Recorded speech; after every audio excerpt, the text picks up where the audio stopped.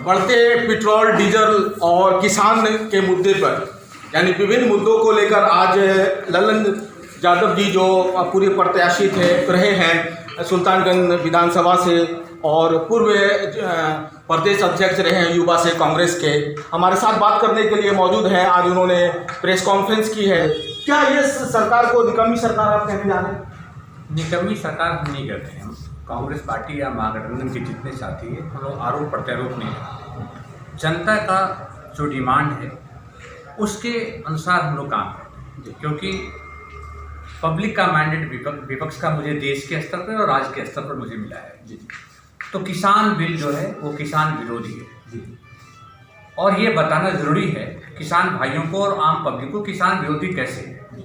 उसके लिए हमारे आदरणीय प्रभारी भक्तचरण दास जी जिले जिले प्रखंड परिभ्रमण कर रहे हैं। प्रस्तावित भागलपुर का भी दौरा है, उस सिलसिले में मेरा आना हुआ है और हम लोग उसकी तैयारी कर रहे हैं। और ख़ास तौर से महागठबंधन के साथ ही हम लोग मांग कर रहे हैं कि डीजल का जो दाम है उस पर टैक्स कम से कम राज्य सरकार हटाए। अगर नीतीश कुमार भारतीय जनता पार्टी के गोद में नहीं खेल रहे हैं और वो बैकवर्ड के पिछड़े के अति पिछड़े के किसान भाइयों के हितैषी हैं अगर, तो उन्हें यहाँ टैक्स माफ़ करना चाहिए और डीजल का दाम को कम करना चाहिए, क्योंकि किसान भाई पंपिंग सेट के रूप में या ट्रैक्टर के रूप में उपयोग करते हैं डीजल का। अमित शाह ने कहा है और नरेंद्र मोदी ने कहा कि ये कृषि कानून बिल जो मैंने लाया है ये किसानों के हित में है, बावजूद इसके कि कांग्रेस को नकार है। देखिए, वो तो जितने भी निर्णय ले रहे हैं वो निश्चित तौर से पूंजीवादियों के हित में है और उस हित को कहते हैं जनता का हित है। उन्हें ज्ञान होना चाहिए विश्व के सबसे बड़े लोकतंत्र गणराज्य हिंदुस्तान के जनता ने उन्हें शासक बनाया, लेकिन शासक का अर्थ है जनता के चुने हुए प्रतिनिधि। शासक का अर्थ हिटलर नहीं होता है। लेकिन ये सरकार क्या कर रही है? निर्णय वही कर रही है जिससे जनता का दमन किया जा सके। कृषि कानून के आने से पहले हरियाणा के एरिया में पूंजीवादियों अडानी और अंबानी का गोदाम बन जाता है, कैसे पता होता है? नोटबंदी से पहले भारतीय जनता पार्टी के पैसे के द्वारा पूरे देश में कार्यालय खुल जाते हैं। ये सारे निर्णय उन लोगों को कैसे पहले पता है? जो कैबिनेट से पहले उनको कैसे पता है? तो ये स्पष्ट बताता है कि ये सरकार पूंजीवादियों की है।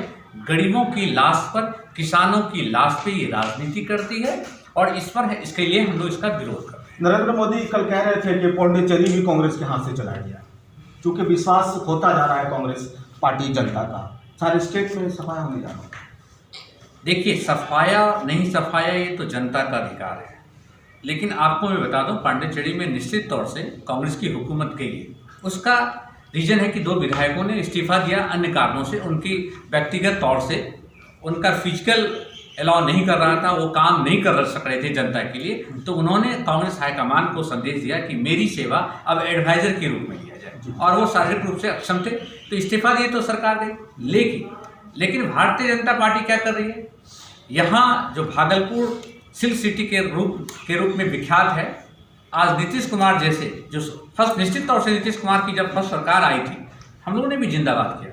हम नीतीश कुमार के समर्थन में हैं और मैं व्यक्तिगत तौर से नीतीश कुमार का फैन हूँ। लेकिन उन्होंने क्या किया? जब सृजन घोटाला हुआ तो भारतीय जनता पार्टी ने उनको बचाने के लिए आज ब्लैकमेल कर रही है और वो सारे निर्णय जनता के खिलाफ कर रही है जो भारतीय जनता पार्टी चाहती है।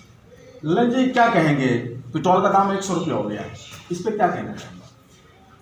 सरकार विरोधी है, मेरा तो यही हमारे विपक्ष की भूमिका है। जनता के निर्णय को करना चाहिए, टैक्स माफ करना चाहिए। सर, लोग पूछ रहे हैं कि ललन जी क्या कहना चाह रहे हैं? पिछले दिनों कल जो बजट पेश हुआ है बिहार सरकार में, क्या उस बजट पर प्रतिक्रिया जानना चाह रहे हैं लोग? कुछ अच्छा है, कुछ खराब है। तेजस्वी यादव तो कह रहे हैं कि सर ये रटी चीज़ बता दिया जो कि कई सालों से चल रही है। देखिए, मैंने आपको कहा मेरी व्यक्तिगत राय है। तेजस्वी यादव जी के आदरणीय की विचारधाराओं को कोई मैं मानता हूँ, लेकिन विपक्ष की भूमिका ऐसी नहीं होती है कि हर मुद्दों पे हम आलोचनाएं करें। नीतीश कुमार का जो बजट है कुछ अच्छा है, कुछ खराब है, कुछ मीठा है और कुछ खट्टा है।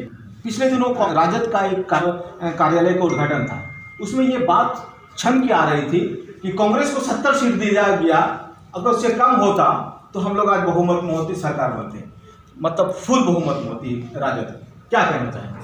देखिए, मैंने बचपन से पढ़ा है मैथमेटिक्स उसमें कहते हैं लोग कि मान लिया जाए मेरे पास 100 रुपये है, तो इस चीज़ पर कभी राजनीति नहीं होती कि ऐसा होता तो ऐसा हो जाता, ऐसा होता तो ऐसा हो जाता। तो आपको नहीं लग रहा कि 70 से बहुत ज़्यादा हो जाता? नहीं, ज़्यादा कम की बात नहीं है, वो निर्णय लेना तो महागठबंधन के शीर्ष नेतृत्व का है। लेकिन अगर राजद के हमारे साथी बोलते हैं तो ऐसा होता तो ऐसा हो जाता, ये उन्हें अपने हाईकमान से कहना चाहिए, उनका हाईकमान के पास बात रखना चाहिए, ना कि ये छोटे मोटे चौराहे पर बैठ के बातें करनी चाहिए। नेक्स्ट स्टेप क्या है ललन यादव जी का? सामाजिक न्याय के लिए संघर्ष करना, पार्टी के हित में काम करना, और महागठबंधन का जो निर्णय है सामाजिक न्याय के लिए संघर्ष करना। हम सत्ता पे संघर्ष नहीं करते हैं, हम न्याय के लिए संघर्ष कर रहे हैं, लेकिन राज्य सरकार जनता का दमन कर रही है। ये थे ललन कुमार यादव जी, जिन्होंने साफ तौर पर यह कह दिया कि केंद्र सरकार द्वारा जो कृषि बिल लाया गया है और पेट्रोल के मूल्य में जो की गई है वृद्धि, ये सरासर नाइंसाफ़ी है लोगों के साथ। कैमरा पर्सन सजाद खान के साथ मैं शहबाज, न्यूज़ 21 भागलपुर।